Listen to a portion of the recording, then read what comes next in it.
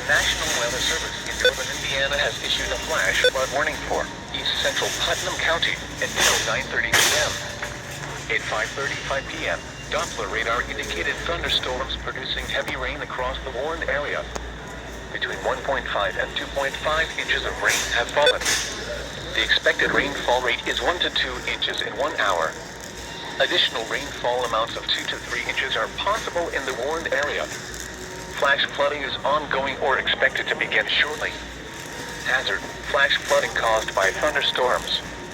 Source: radar.